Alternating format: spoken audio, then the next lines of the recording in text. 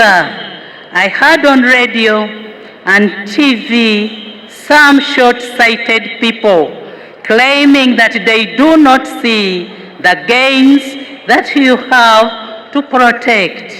Your Excellency, the NRM government has transformed Uganda in the areas of the economy, in the areas of infrastructure development, and regarding peace and stability. Your Excellency, as it is well stated in the 2026-2031 NRM Manifesto, consolidating of peace, infrastructure, service delivery, and economic transformation will be key in the next phase, but especially to safeguard the hard-won accomplishments that will propel Uganda towards high middle-income status. Your Excellency, sir, only those that did not witness the extrajudicial killings of innocent Ugandans, the detentions without trial, the absence of freedom of worship and speech, etc., are the ones that can wish to return Uganda to the past times. It was unacceptable for one to speak recklessly and go away with it. Many Ugandans who dared to speak out actually lost their lives. But today, no one stops those doing propaganda or speak recklessly about government. Indeed, our biggest challenge now is people speaking recklessly. When you hear a cow speaking, then you know that Jesus is about to come.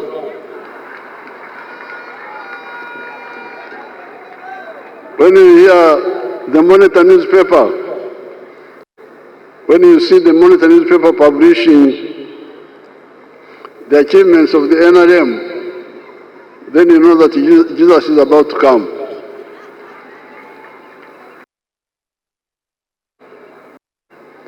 Greetings and congratulations on the 63rd anniversary of Uganda's independence.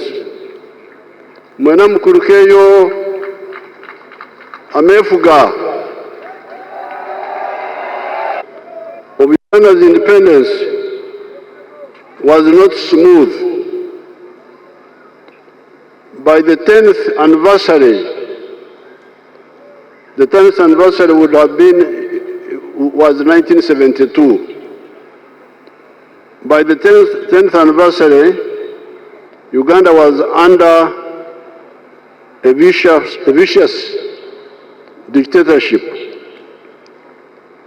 And by the 20th anniversary, 1982, the small colonial enclave economy of the 3 C's and the 3 T's, which were coffee, cotton and copper, and tobacco, tea and tourism respectively, had collapsed, and Uganda was depending on magendo, smuggling, chivanda, forex black market, and kusamla speculation. Indeed, between 1971 and 1986, an estimated 800,000 Ugandans were killed extrajudicially here in Uganda. In the Rural Triangle alone, there are 33 mass graves, each with more than 2,000 scars of wanga.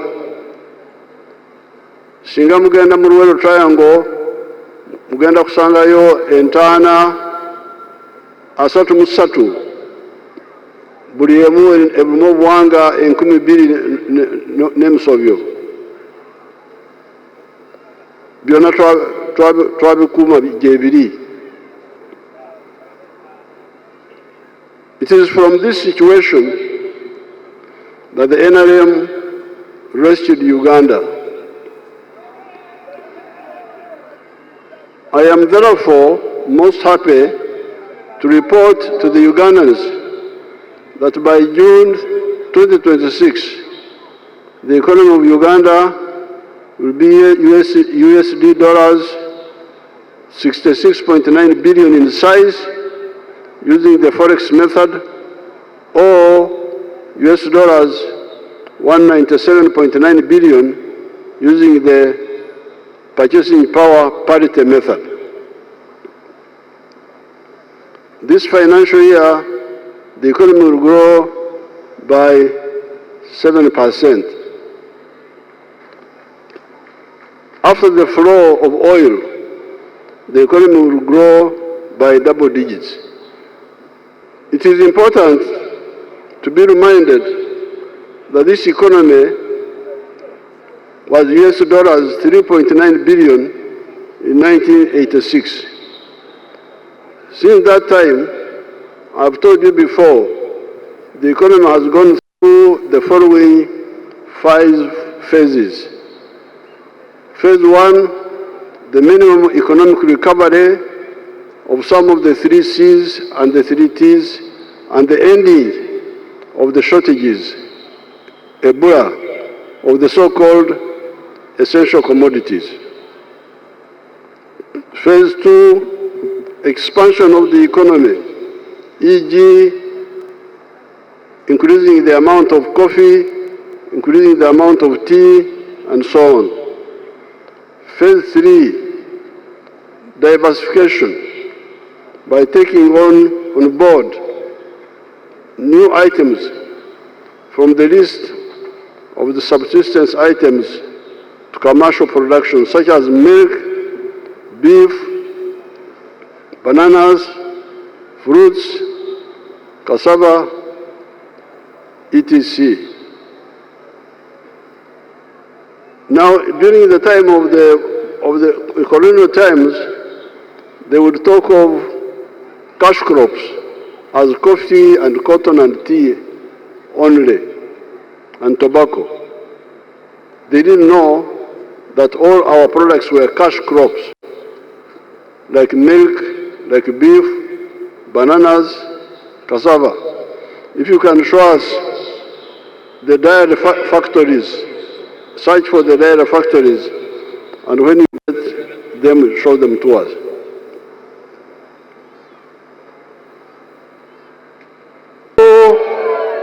Tewali wagenda kwekiika mu kkubo lyaffe ery'enkulaakulana.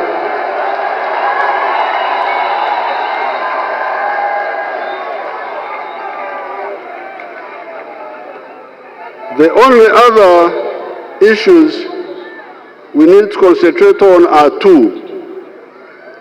These are the economic integration of East Africa to ensure a big market for the wealth creators of East Africa, and the political integration of East Africa, resulting into the political federation of East Africa, that we deal with the strategic situation of East Africa and even Africa. Now, ekisigadde ekikulu kwe kuteesa n'Abaganda baffe ab'e Kenya, Tanzania, Rwanda, Burundi, South Sudan, Congo, Somalia, okunyweza akatale akawamu ak'ekitundu kyaffe.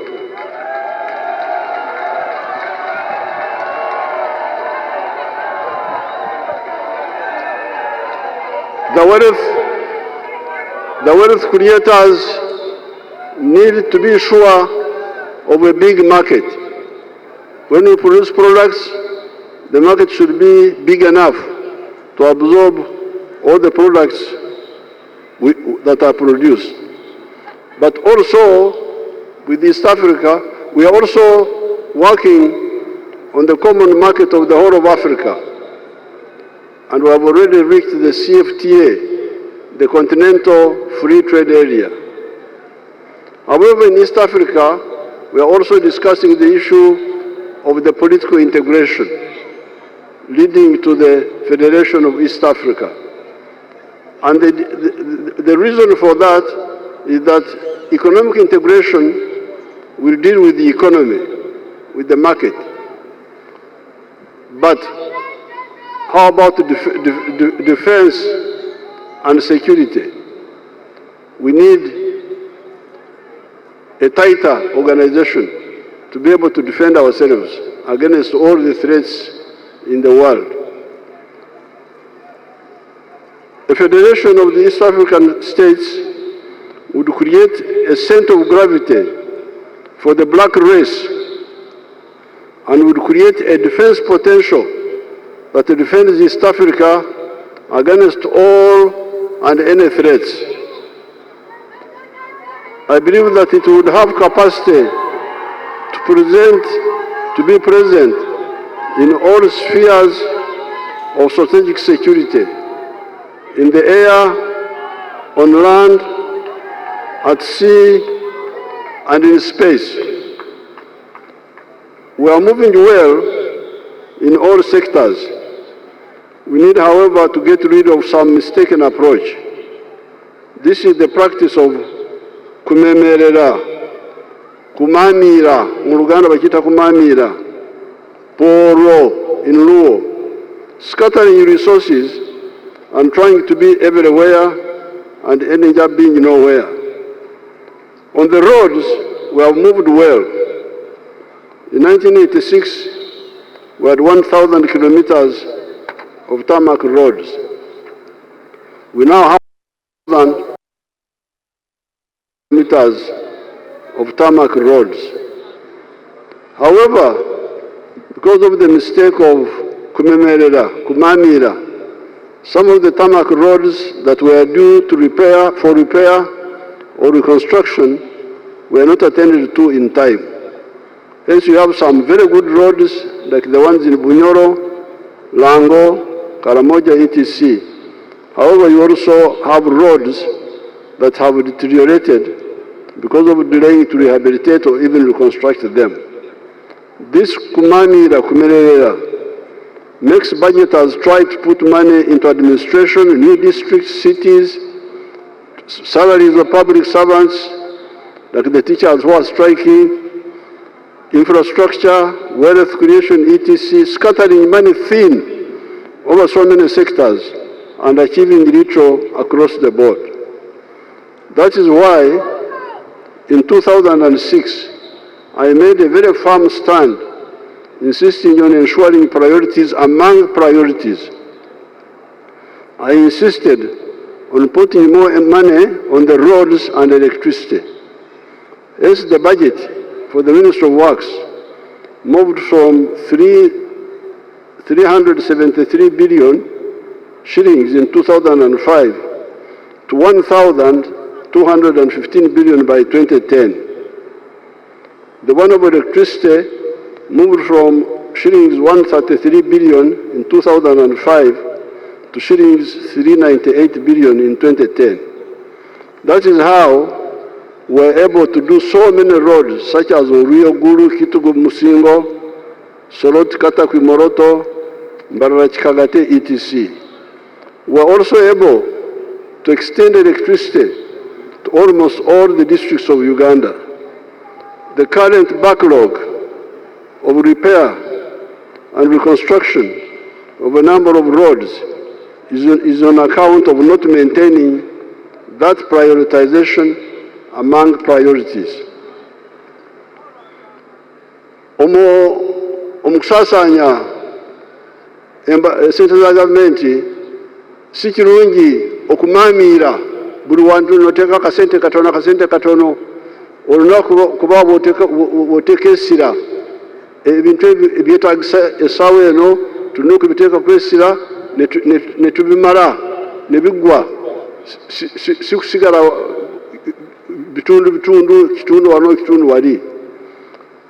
Eri ewaffe enkole bweba balima mu ndimiro waliwo kye bayita olugezi olubimbi, osooka n'otwala olubimbi lumu kuva wansi w'endimiro kutuuka ku mutwe n'omala n'oddayo n'oleeta olubimba olulala.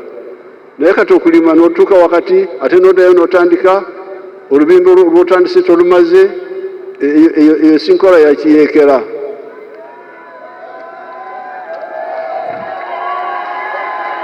This oil will start flowing next year.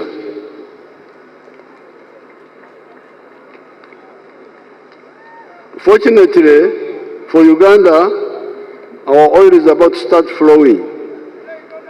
That will enable us to do more work at the same time. Even with the oil money, however, my strong proposal is that we concentrate budgeting initially on defense, the roads, tarmac and maram,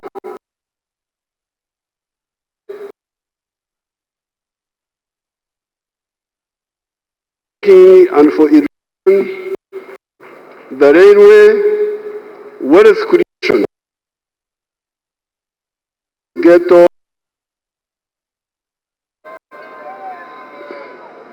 the science and innovation, like the Chira motors, like Magora. You show us Magora. Let's see Magora.